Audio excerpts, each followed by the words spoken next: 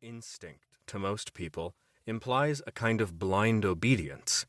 We think of instinct as a set of instructions written in DNA, passed down through generations, controlling a bird's behavior. The most extreme reading of this is that birds are a bunch of zombie-like automatons. In this scenario, longer days simply trigger the program to build a nest and raise a family. That's part of what goes on, but it's grossly oversimplified. When they feel the urge to raise a family, birds choose a mate and a territory based on many factors, carefully select the location for a nest, build a nest that matches the local conditions, and so on. Instinct can't be blind obedience. It has to be subtle to allow flexibility and choices. My growing sense as I worked on this book is that instinct must motivate a bird by feelings of satisfaction, anxiety, pride, etc. I realize this is enormously anthropomorphic, but how else do we explain the complex decisions that birds make every day, balancing competing needs such as finding food while minimizing effort and risk? Maybe the feeling an oriole has when looking at its finished nest is similar to the feeling human parents get when we look at a newly painted and decorated nursery. Maybe the chickadee sleeps well after a good day of gathering and storing food for the winter.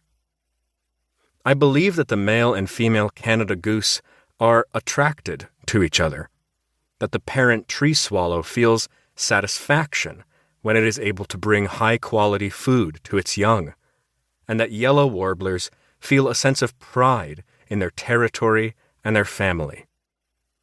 Instinct provides the instructions and a suggestion, and the bird makes a decision based on all of the available information. We describe these feelings with words, but underneath the language, they are all just feelings, and we often qualify them with descriptions like stirring deep within. I'm not suggesting that yellow warblers talk to each other about feeling proud and fulfilled. I am suggesting that these feelings in us could be the stirrings of instinct. This book is about what it's like to be a bird, and that can best be explained in terms of how it compares to being human. In my researching and writing, I have been surprised many times to learn which things we share with birds, and just as surprised at other times to learn how different we are.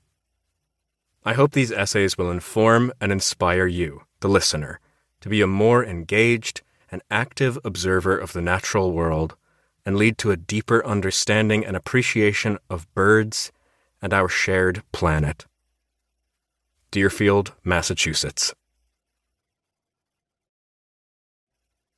How to use this book. Scope. This book is a guide to the science of birds, but it's an incomplete guide that barely scratches the surface of their world. It is not designed to be heard straight through. It is designed to be browsed casually, so that different topics will spark connections and perhaps even a sense of discovery. The species of birds included here are a selection of the most common and/or familiar in the continental U.S. and Canada. Much of the science described here applies to birds anywhere in the world. Organization. The heart of this book is the portfolio of birds.